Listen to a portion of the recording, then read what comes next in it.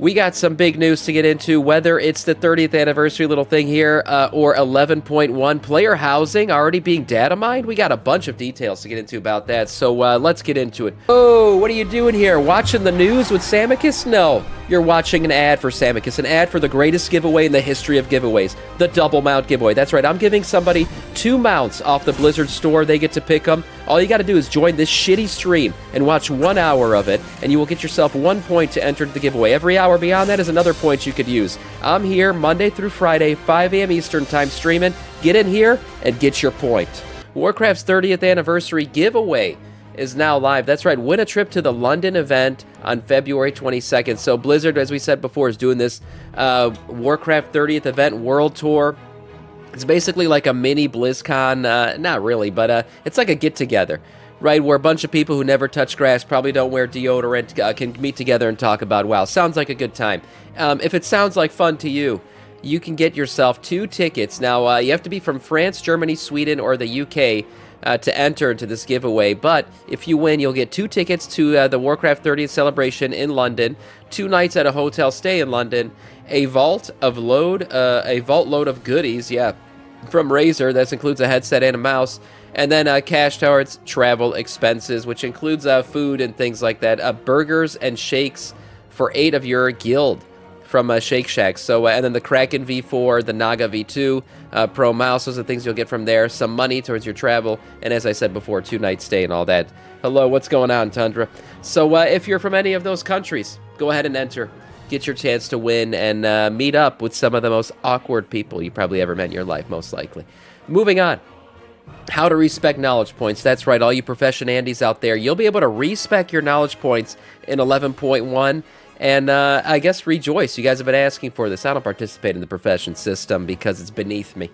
I just don't have the time or want to take the time to learn it. So I just choose not to participate in it. But those of you who do, you can now reset your Profession points, or I should say in 11.1, you'll be able to reset your Profession knowledge points once. That's right, 1 time. Limited 1-time reset. You'll be able to find this NPC, Darla Fluxy. She'll be in Dornegal in the Crafters Enclave, and you'll be able to talk to her. And 1 time only, select the Profession specialization for Khazalgar only, not Dragonflight. This is for only War Within Professions, and reset it. That's right, you can do this only once. You'll get that message. Once you reset it, you'll get all of your knowledge points back and be able to spend them however you wish. Maybe you made a mistake before. Maybe you want to just change it up. Maybe you didn't like what your first pick was. So this is a nice little quality of life change for all of you Profession Andes out there who continue to fund the greed that is Professions. Player housing. This is big. So very interesting. Player housing has been data mined, but not where you would expect it. Classic Cataclysm PTR is where the data mining was found, and there are some interesting clues as to what we're going to be getting in terms of customization for player housing. Now, why would they put it on a classic Cataclysm PTR build? Perhaps they were trying to hide it from the data miners and things. Well, it looks like it was still found, and the document itself is called Player Housing Constants Documentation. That's what it's found. That's how it's found in the code. And this thing unlocks a bunch of customization options. This is actually more customizable than I originally expected. So there's things like flags, tagged for interior and exterior, model type, theme. We have folk, rugged, generic, and opulent. Type, we have floor, wall, ceiling, tabletop. So it looks like these are different places you'd put decor in your home. For the exterior, we have small, medium, and large. And component theme, human looks like the only option right now. That's interesting. Moving on to permissions, add decor, a bunch of stuff here about how failure to generate, do stuff. So if you tried to put something it's not where it's not supposed to be, you probably get a failure message. Door type, look at this.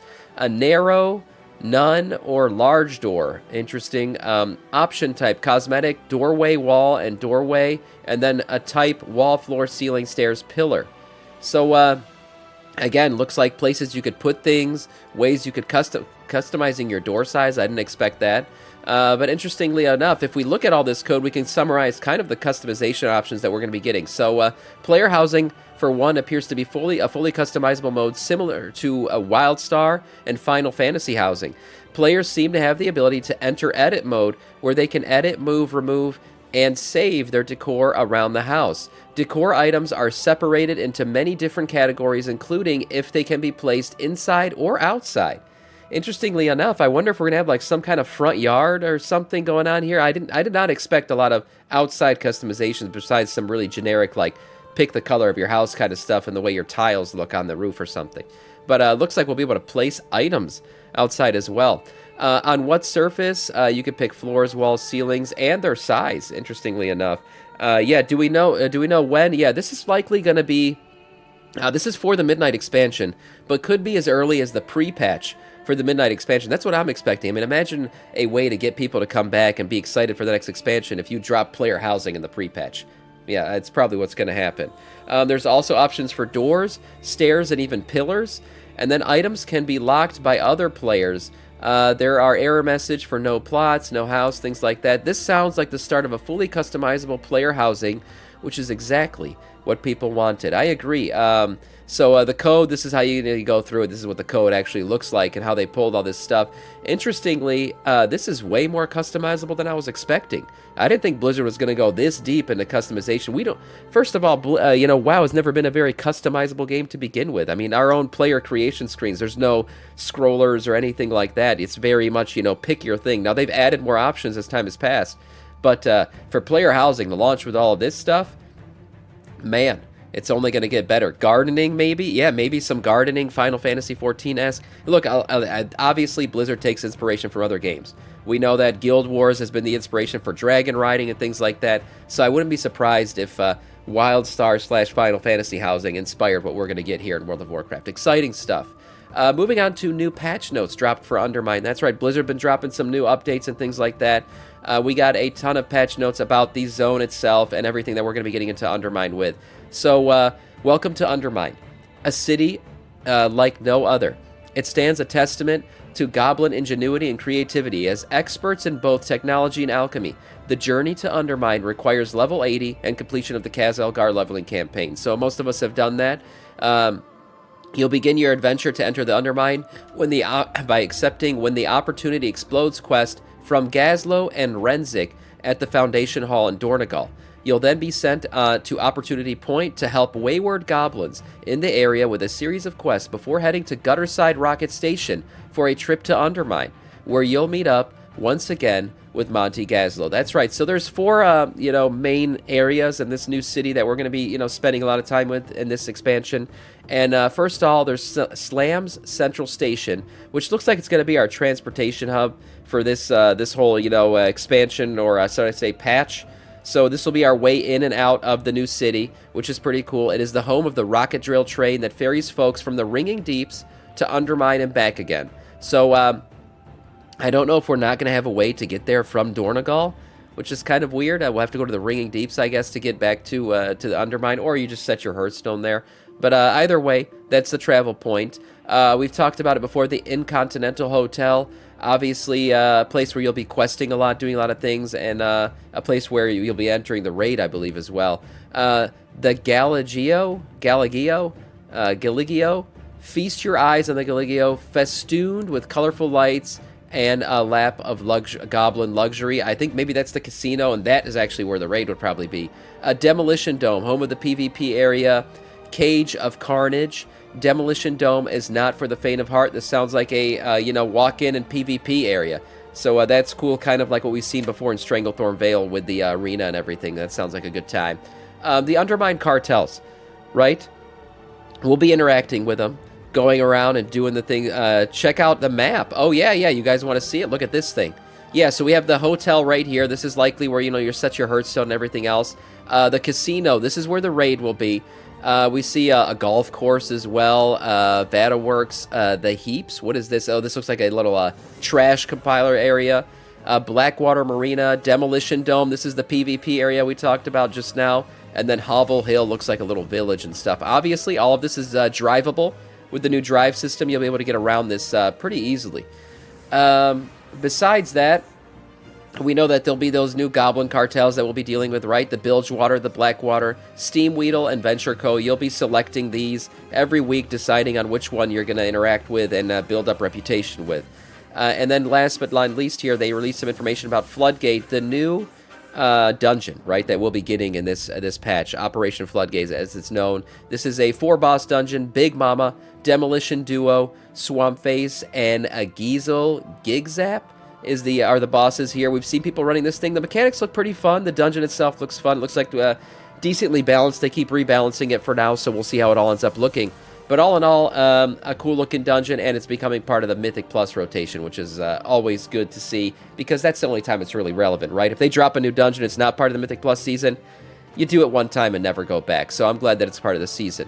Speaking of, by the way, the cartels, you might want to align yourselves with the right one, just to start at least, because there will be a mount available known as the Dark Fuse Spy Eye, a flying machine requiring the Dark Fuse cartel to be obtained. So the Dark Fuse, you'll be able to partner up with them and summon a boss. This is right, a rare elite known as the Dark Fuse Precipitant. Okay, now it's going to take one person to summon this thing, but everybody can kill it once it's summoned. So not everybody has to be aligned with the correct cartel to be able to get this mount. But it's going to be a rare drop.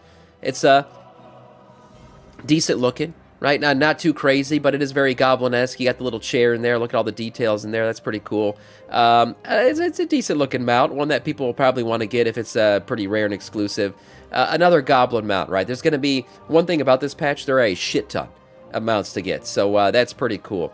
And last but not least here, a new Gallywix portrait coming in 11.1. Now, this is a new, highly detailed portrait of Gallywix. We're not sure exactly where this thing is going to be located yet. Maybe in the casino, maybe in the boss room where we're going to be fighting Gallywix. Maybe this is something you'll be able to earn for your new player house after you defeat Gallywix, right? We've seen Onyxia's head hanging on a wall. Why not a portrait of Gallywix after you defeated him?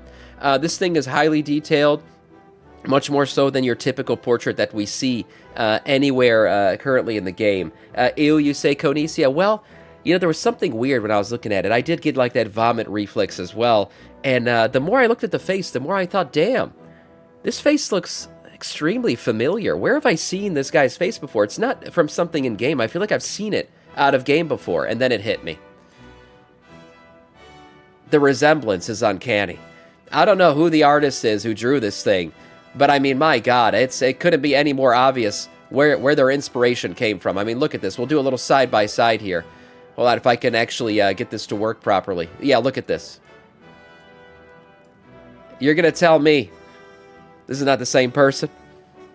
You're going to... It's Bobby Kotick, yeah. It's totally Bobby, man. This looks exact. The smile, look at the smile, the way the teeth are aligned. I mean, the nose is exactly his nose. Oh my God, the beady eyes, yeah. Yeah, I mean, come on, you creepy bastard. Yeah, he's back, boys. That's right, Bobby Kotick has returned for the Undermine expansion. Absolutely wonderful. That is all in terms of news.